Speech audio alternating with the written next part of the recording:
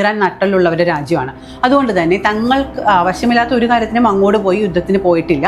ഇങ്ങോട്ട് വന്നാൽ ഒട്ട് വിട്ടുകൊടുക്കില്ല എന്ന് ഇറാൻ ആദ്യമേ പറഞ്ഞിട്ടുള്ളതാണ്. വേണ്ടാത്ത വയ്യാവേലി എടുത്ത് തലയിൽ വെച്ചത് ട്രംപാണ്. വിദ്യ, അങ്ങനെ ട്രംപ് വളരെ നിർണായകമായിട്ടുള്ള നീക്കങ്ങളുമായിട്ട് പോവുകയാണ്. വീണ്ടും വെടിനിർത്തൽ കരാർ നീട്ടിവെച്ചിരിക്കുകയാണ്. പക്ഷെ അത് എത്ര നാളത്തേക്കാണ് എന്നുള്ളതൊന്നും വെളിപ്പെടുത്തിയിട്ടില്ല.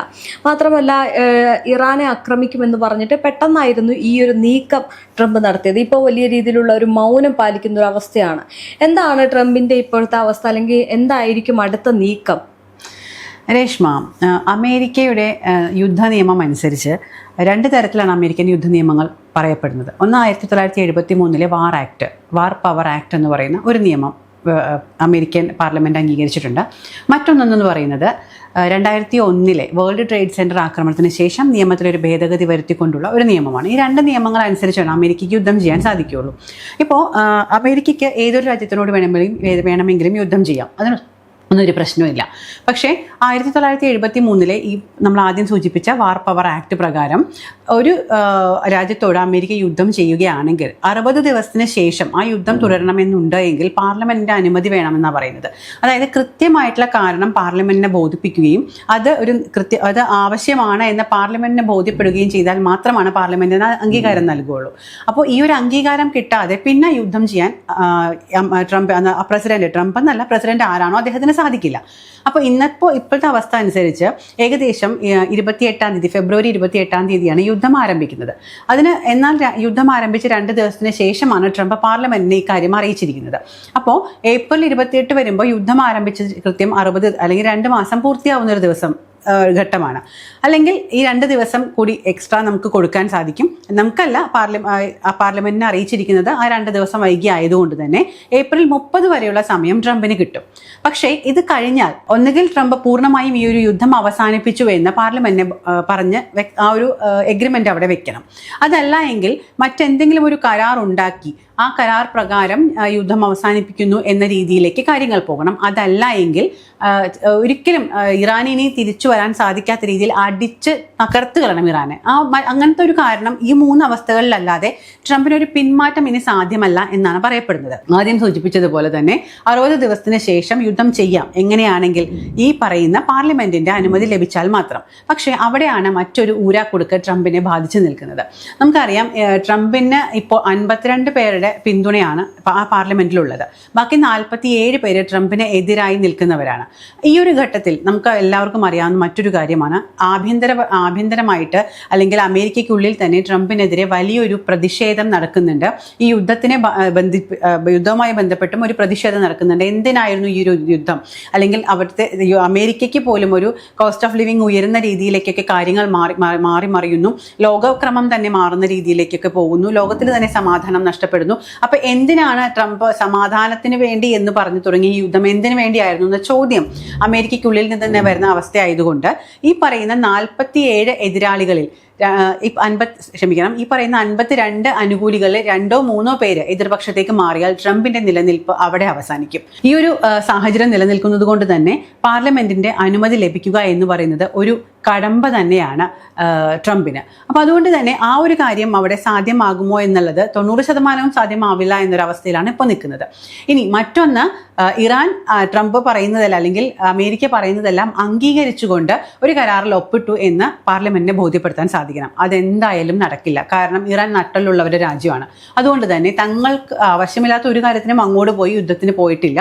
ഇങ്ങോട്ട് വന്നാൽ ഒട്ട് വിട്ടുകൊടുക്കില്ല എന്ന് ഇറാൻ ആദ്യമേ പറഞ്ഞിട്ടുള്ളതാണ്. വേണ്ടാത്ത വയ്യാവേലി എടുത്ത് തലയിൽ വെച്ചത് ട്രംപാണ്. അപ്പോൾ ഇനി അനുഭവിക്കുക അല്ലാതെ മറ്റു മാർഗ്ഗമില്ല. ഒരു കാരണവശാലും ഇറാൻ ഇതിൽ നിന്നും പിന്മാറില്ല. അപ്പോൾ ട്രംപ് അവിടെയും പെട്ടു. പിന്നെ മറ്റൊന്നുള്ളത് ഇറാനെ അടിച്ചു തകർക്കുക എന്നുള്ളതാണ്. അടിച്ചു തകർക്കുക എന്ന് പറയുമ്പോൾ ഇത്ര ദിവസങ്ങളായിട്ട് ഇപ്പം നമ്മൾ കണ്ടു, ഏകദേശം 60 ദിവസത്തോളമായിട്ടും ട്രംപിന് എന്താണ് അവിടെ ചെയ്യാൻ സാധിച്ചത്? ഒന്നും ചെയ്യാൻ സാധിച്ചിട്ടില്ല. അപ്പോൾ അതുകൊണ്ട് തന്നെ ട്രംപ് ഇനി ഇറാനെ തകർക്കുക എന്നൊരു കാര്യത്തിലേക്കാണ് മുന്നോട്ട് പോകുന്നത് എങ്കിൽ അമേരിക്കയ്ക്ക് മാത്രമല്ല, അമേരിക്കയെ സഹായിച്ചുകൊണ്ടിരിക്കുന്ന GCC രാജ്യങ്ങൾ ഉൾപ്പെടെയുള്ളവർക്ക് അതിൻ്റെ പ്രത്യാഘാതങ്ങൾ ഉണ്ടായേക്കാം. അപ്പോൾ അതുകൊണ്ട് അമേരിക്ക എന്ന് പറയുന്നത് ട്രംപ് എന്ന് പറയുന്ന വ്യക്തി വലിയൊരു ഊരാക്കുടുക്കിൽ ചെന്ന് നിൽക്കുകയാണ്. അങ്ങോട്ടും മാറാൻ പറ്റുന്നില്ല, ഇങ്ങോട്ടും മാറാൻ പറ്റുന്നില്ല എന്നൊരവസ്ഥയിലാണ് ഇപ്പോൾ ട്രംപ് നിൽക്കുന്നത്. അപ്പോൾ അതുകൊണ്ട് തന്നെ യുദ്ധം എങ്ങനെയെങ്കിലും ഒന്ന് അവസാനിപ്പിക്കണം എന്ന രീതിയിലേക്കാണ് ട്രംപ് ഇപ്പോൾ നോക്കിക്കൊണ്ടിരിക്കുന്നത്. ഇനി നേരത്തെ പറഞ്ഞതുപോലെ ഒരു സമയപരിധി നിശ്ചയിച്ചിട്ടാണ് ഈ വീണ്ടും ഒരു വെടിനിർത്തലിന് സമയപരിധി പറയുന്നു എന്ന് പറഞ്ഞു കഴിഞ്ഞാൽ ആ സമയപരിധി കഴിഞ്ഞാൽ വീണ്ടും ട്രംപ് ആൻസർ ചെയ്യാൻ ബാധ്യസ്ഥനാവും. പക്ഷെ അതും അപ്പോഴേക്കും ഈ സമയം 60 ദിവസം എന്നുള്ള ടൈം പീരീഡ് കഴിഞ്ഞിട്ടുണ്ടാവും. അപ്പോൾ ട്രംപിന് ഒരു വല്ലാത്തൊരു അവസ്ഥയിലാണ്. അതുകൊണ്ട് തന്നെ ഏതെങ്കിലും കാരണവശാൽ ഇറാൻ പറയുന്ന കരാറുകൾ അംഗീകരിച്ചിട്ടാണ് എങ്കിൽ പോലും ഈ കരാർ ഒപ്പിട്ട് സമാധാനപരമായി പിരിയുക എന്നുള്ളതിനപ്പുറത്തേക്ക് ട്രംപിന് മറ്റൊരു മാർഗവും നിലവിലില്ല. പിന്നെ മറ്റൊന്നുള്ളത്, 1973 വാർ ആക്ടിനെ കുറിച്ചാണ് നമ്മൾ സംസാരിച്ചത്. 2001 വേൾഡ് ട്രേഡ് സെന്റർ ആക്രമണത്തിന് ശേഷവും ഇത്തരത്തിലൊരു നിയമം ഭേദഗതി വരുത്തിയിട്ടുണ്ടെന്ന് നമ്മൾ പറഞ്ഞിരുന്നു. അതനുസരിച്ച് രാജ്യത്തിന്റെ ദേശീയ സുരക്ഷയെ ചോദ്യം ചെയ്യുന്ന ഒരു ഘട്ടമാണ് എന്ന് അങ്ങനത്തെ ഒരു ഘട്ടത്തിലാണ് രാജ്യം നിൽക്കുന്നതെങ്കിൽ പാർലമെന്റിന്റെ അനുമതി ഇല്ലാതെ തന്നെ ട്രംപിന് യുദ്ധം ചെയ്യാൻ സാധിക്കും. പക്ഷെ അപ്പോഴവിടെ കൃത്യമായ കാരണം ബോധിപ്പിക്കാൻ പറ്റണം.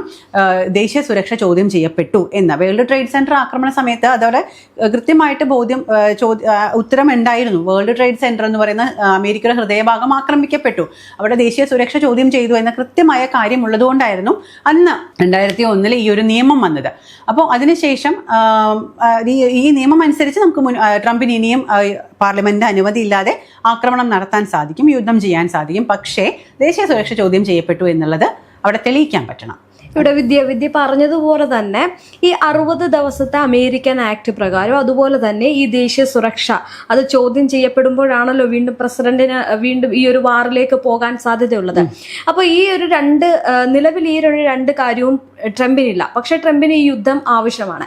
ഏതെങ്കിലും തരത്തിൽ ട്രംപ് ഈ ഒരു കരാർ അല്ലെങ്കിൽ ഈ ഒരു ആക്ട് ഒക്കെ ലംഘിച്ചു പോവുകയാണെങ്കിൽ എന്തായിരിക്കും ആ ഒരു കാര്യം? അല്ലെങ്കിൽ ഇപ്പൊ ഈ പറയുന്ന ആക്ടിന്റെ ഒരു പ്രത്യേകതകൾ എന്താണ്? ഈ ഒരു കരാർ ഒരിക്കലും അല്ലെങ്കിൽ ഒരു രാജ്യത്തിന്റെ നിയമവ്യവസ്ഥകൾ ലംഘിച്ചുകൊണ്ട് മുന്നോട്ട് പോകാൻ ഒരു പ്രസിഡന്റിനും സാധിക്കില്ല. അപ്പൊ അതുകൊണ്ട് തന്നെ ട്രംപിന് ആ ഒരു നീക്കം ഒരിക്കലും സാധ്യമല്ല. പിന്നെ അത് ദേശീയ അല്ലെങ്കിൽ ഒരു രാജ്യത്തിന്റെ ഒരു ചട്ടക്കൂടിനെ ലംഘിക്കുന്നൊരു നമ്മുടെ പ്രധാനമന്ത്രി ഒരു രാജ്യത്തിന്റെ പ്രധാനമന്ത്രി അവിടുത്തെ നിയമങ്ങൾ ലംഘിക്കുന്നു എന്ന് പറയുന്നത് പോലെ തന്നെയാണ് അമേരിക്കൻ പ്രസിഡന്റ് അവിടുത്തെ നിയമങ്ങൾ ലംഘിക്കുന്നു എന്ന് പറയുന്നത്. അത് ഒരിക്കലും നടക്കുന്ന ഒരു കാര്യമല്ല. അതുകൊണ്ട് അത് അത്തരത്തിലൊരു കാര്യം സംഭവിക്കില്ല. പിന്നെ മറിച്ച് ഈ പറയുന്ന നിയമങ്ങളെ പറ്റി പറയുകയാണെങ്കിൽ നമ്മൾ നേരത്തെ സൂചിപ്പിച്ചു 1973 പവർ ആക്ട് എന്ന് പറയുന്നത്, വാർ പവർ ആക്ട് എന്ന് പറയുന്നത്. ഇതനുസരിച്ച് പണ്ട് വിയറ്റ്നാമുമായി യുദ്ധം നടന്ന സമയത്ത് അമേരിക്ക ഇത്തരത്തിൽ അന്നത്തെ പ്രസിഡന്റ് ആയിരുന്ന ഒരുപാട് വ്യക്തികൾ ആ സമയത്ത് നിരന്തരം വിയറ്റ്നാമുമായി യുദ്ധം നടന്ന സമയത്ത് സൈനികപരമായിട്ടുള്ള ആക്രമണങ്ങളും അങ്ങനെ നിയന്ത്രണമില്ലാത്ത യുദ്ധമായിരുന്നു അന്ന് നടന്നിരുന്നത്. അപ്പോൾ അതിനെ ഒന്ന് കടിഞ്ഞാണിടുക എന്ന ഉദ്ദേശത്തോടു കൂടിയാണ് ഈ ഒരു നിയമം 1973 ഈ ഒരു നിയമം വാർ ആക്ട് എന്ന് പറഞ്ഞിട്ട് നിലവിൽ വന്നത്. ഇതനുസരിച്ച് പാർലമെന്റിനും ഒപ്പം തന്നെ പ്രസിഡന്റിനും തുല്യ അധികാരമാണ്. യുദ്ധം ചെയ്യണമോ വേണ്ടയോ എന്ന് തീരുമാനിക്കാൻ തുല്യ അധികാരമാണ്. ഇവർക്ക് തമ്മിൽ പറയാതെ യുദ്ധം ചെയ്യാൻ സാധിക്കില്ല. ഇനി അഥവാ സാധിച്ചാൽ നേരത്തെ പറഞ്ഞതുപോലെ 60 ദിവസത്തേക്ക് അനുമതി നൽകാം. 60 ദിവസത്തിന് ശേഷം പാർലമെന്റിനെ കൃത്യമായ ബോധ്യപ്പെടുത്തിക്കൊണ്ട് മാത്രമേ യുദ്ധം മുന്നോട്ട് കൊണ്ടുപോകാൻ സാധിക്കുകയുള്ളൂ. ഇതായിരുന്നു ഈ നിയമവുമായി ബന്ധപ്പെട്ട രണ്ടാമത്തെ കാര്യം. പിന്നെ മറ്റൊന്നെന്ന് പറയുന്നത്, ഇത്തരത്തിൽ സൈന്യത്തെ വിന്യസിച്ച് 48 മണിക്കൂറിനുള്ളിൽ പ്രസിഡന്റ് അത് സംബന്ധിച്ച ഔദ്യോഗിക വിവരം പാർലമെന്റിനെ അറിയിച്ചിരിക്കണം എന്നുള്ളതായിരുന്നു മറ്റൊന്ന്. പിന്നെ നമ്മൾ സൂചിപ്പിച്ച പോലെ 60 ദിവസത്തെ സമയപരിധിയാണ് നൽകിയിരുന്നത്. അപ്പൊ ഈ കാര്യങ്ങളൊക്കെ ഒത്തുചേരുന്നതാണ് ഒരു 1973 വാർ പവർ ആക്ട് എന്ന് പറഞ്ഞിരുന്നത്. പക്ഷേ നേരത്തെ നമ്മൾ പറഞ്ഞു രാജ്യസുരക്ഷയെ ചോദ്യം ചെയ്യുന്ന രീതിയിൽ എന്തെങ്കിലും ഒന്ന് സംഭവിച്ചാൽ, അതായത് 2001 ശേഷം നിലവിൽ വന്ന നിയമം അനുസരിച്ച് യുദ്ധം ചെയ്യാം. യാതൊരു മുൻവിധികളോ അല്ലെങ്കിൽ ഒരു തീരുമാനങ്ങളോ ആരുടെയെങ്കിലും അനുവാദമോ ഒന്നുമില്ലാതെ യുദ്ധം ചെയ്യാം. അത്തരത്തിൽ അമേരിക്ക യുദ്ധം ചെയ്തിട്ടുണ്ട് കേട്ടോ. ഈ വേൾഡ് ട്രേഡ് സെന്റർ ആക്രമണത്തിന് ശേഷം അഫ്ഗാനിസ്ഥാനിലെ അൽഖ്വയ്ദയുമായിട്ട് അമേരിക്ക നടത്തിയത് ഇത്തരത്തിലുള്ള ഈ ഒരു ആക്ടിന്റെ ചുവട് പിടിച്ചിട്ടുള്ള യുദ്ധമായിരുന്നു. അത് കാരണം അത് ആരുടെയും അനുമതി അല്ലെങ്കിൽ പാർലമെന്റ് അനുമതി നേടിയിട്ടല്ല എന്ന് രാജ്യസുരക്ഷ ചോദ്യം ചെയ്യപ്പെട്ടിരുന്നു എന്ന് വ്യക്തമായി ബോധ്യപ്പെട്ടതുകൊണ്ട് കൃത്യമായി ഈ ഒരു നിയമം ഉപയോഗിച്ചിട്ടായിരുന്നു അന്ന് അഫ്ഗാനിസ്ഥാനെതിരെ അമേരിക്ക യുദ്ധം ചെയ്തത്. അപ്പം വിദ്യ ഈ പറയുന്നത് പോലെ ആണ് കാര്യങ്ങളെങ്കിൽ എപ്പോഴും എന്തിനാണ് ഈ യുദ്ധം അവസാനിപ്പിക്കണം അല്ലെങ്കിൽ കരാർ മുന്നോട്ട് കൊണ്ടുവരണം, ചർച്ചകൾ മുന്നോട്ട് കൊണ്ടുവരണമെന്ന് ഈ ട്രംപ് ഊന്നി പറയുന്നത്?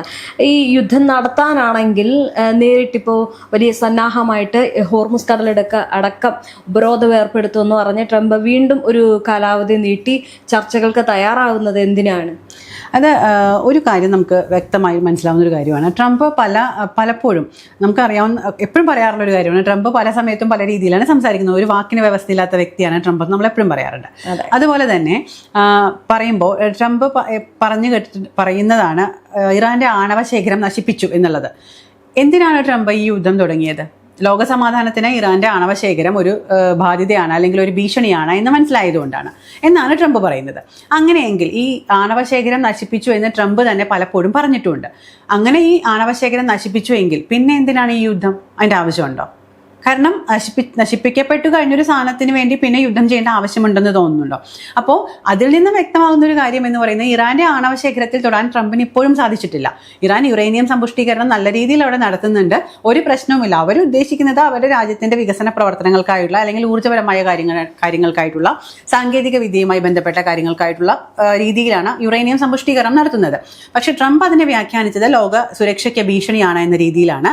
അതിനെ അടിച്ചു തകർത്തു എന്ന് പറയുന്ന ട്രംപ് ഇപ്പോഴും യുദ്ധത്തിന് അല്ലെങ്കിൽ യുദ്ധം നീട്ടിവെക്കുന്നു എന്ന് പറയുമ്പോൾ ട്രംപ് എന്തിനാണോ യുദ്ധം തുടങ്ങിയത് അത് ഒരിക്കലും നടന്നിട്ടില്ല എന്ന് തന്നെയാണ് മനസ്സിലാക്കാൻ സാധിക്കുന്നത്. അതായത് ഇറാന്റെ ഒരു ആണവ ശേഖരത്തിൽ അല്ലെങ്കിൽ ഒരു ആണവ പദ്ധതികളെയും തൊടാനോ നശിപ്പിക്കാനോ ട്രംപിന് സാധിച്ചിട്ടില്ല. ട്രംപ് അപ്പോൾ അവിടെ വളരെ മോശമായ രീതിയിൽ അല്ലെങ്കിൽ വളരെ താഴ്ന്ന രീതിയിൽ അധപ്പതിച്ചു പോയിരിക്കുന്നു, അല്ലെങ്കിൽ ട്രംപിന്റെ സാങ്കേതിക വിദ്യകൾ അവിടെ തോറ്റുപോയിരിക്കുന്നു എന്നാണ് പറയേണ്ടത്. അങ്ങനെ തോറ്റുപോയ ഒരു സ്ഥലത്ത് ട്രംപിന് ഒരിക്കലും അത് ഏറ്റുപറയാൻ സാധിക്കില്ല എന്നതാണ് മറ്റൊരു വസ്തുത.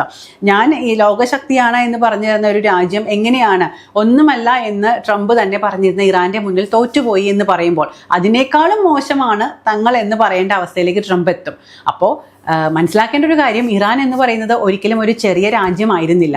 അവിടെ സാങ്കേതിക വിദ്യ ഉണ്ടായിരുന്നു, മറ്റ് സാമ്പത്തികമായി വളരാനുള്ള കാര്യങ്ങൾ അവർ ചെയ്തിരുന്നു, ഉപരോധങ്ങൾക്കിടയിലും അവർ വളർന്നിരുന്നു, അവർ ആയുധങ്ങൾ ഉണ്ടാക്കിയിരുന്നു. ഇതിനൊക്കെ മേലെയായിട്ട് കരുത്തുറ്റൊരു ജനത അവിടെ ഉണ്ടായിരുന്നു. അവർക്ക് മറ്റൊന്നും ആയിരുന്നില്ല. ഏതൊരു ആയുധ ശേഖരത്തെക്കാളും വലുതായിട്ടും തങ്ങളുടെ ജീവൻ നഷ്ടപ്പെട്ടാലും രാജ്യത്തിന്റെ അഭിമാനം നഷ്ടപ്പെടാൻ സമ്മതിക്കില്ല എന്ന കരുത്തോടെ ഉറപ്പോടെ വിശ്വസിച്ച് പറയുന്ന ഒരു ജനത ഉണ്ടായിരുന്നു എന്ന് ട്രംപ് മനസ്സിലാക്കിയില്ല. അവിടെയാണ് ട്രംപിന് തെറ്റിയത്, അവിടെയാണ് ട്രംപ് തോറ്റുപോയത്. പക്ഷെ ഇപ്പോഴും ട്രംപിന് അത് അംഗീകരിക്കാൻ സാധിക്കുന്നില്ല. ഇനി എന്താ എന്നുള്ളത് ഇപ്പോഴും ചോദ്യചിഹ്നമായി നിൽക്കുകയാണ്.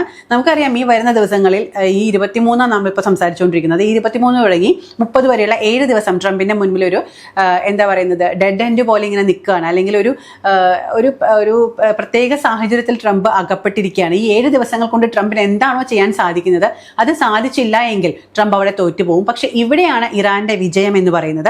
കാരണം ഇറാന് ഈ ഒരു കാര്യങ്ങളെല്ലാം കൃത്യമായി അറിയാമായിരുന്നു എന്നുള്ളതാണ് വാസ്തവം. ട്രംപ് ഈ ഒരു ദിവസം വരെ എത്തിയാൽ ട്രംപിന് ശ്വാസമില്ലാത്ത അവസ്ഥയിലേക്ക് എത്തുമെന്ന് അറിയാവുന്നത് കൊണ്ട് തന്നെയാണ് ഇറാൻ ബുദ്ധിപൂർവ്വം ഈ ഒരു യുദ്ധം നീട്ടിക്കൊണ്ടു പോവുകയും യുദ്ധത്തിൽ ഒരു കാരണവശാലും തങ്ങൾ ഒരു ചർച്ചയ്ക്കും തയ്യാറല്ല, പൂർണ്ണമായും അമേരിക്ക ഞങ്ങളുടെ രാജ്യം വിട്ടു പോകണം എന്ന് പറഞ്ഞതും ഒക്കെ ഇതുകൊണ്ട് തന്നെയായിരുന്നു. ഇറാൻ കൃത്യമായ പദ്ധതികൾ, നമുക്ക് എപ്പോഴും ആലോചിച്ചാൽ മനസ്സിലാവുന്ന ഒരു കാര്യമാണ്, ഇറാൻ കൃത്യമായ പദ്ധതികളിലൂടെയാണ് എന്നും മുന്നോട്ട് പോയിട്ടുള്ളത്. 2023 ശേഷം ചൈനയുടെ ചാര ഉപഗ്രഹം ഇറാൻ സ്വന്തമാക്കിയിരുന്നു എന്ന് പറയുമ്പോൾ തന്നെ നമുക്ക് മനസ്സിലാവുന്ന ഒരു കാര്യമാണ്. ഇറാൻ മുൻകൂട്ടി കാണുന്ന രാജ്യമാണ്. കൃത്യമായി 26 ഉണ്ടാവുന്ന യുദ്ധത്തെക്കുറിച്ച് 2023 പദ്ധതികൾ തയ്യാറാക്കിയിരുന്ന ഒരു രാജ്യമാണ് ഇറാൻ എന്ന് പറയുന്നത്.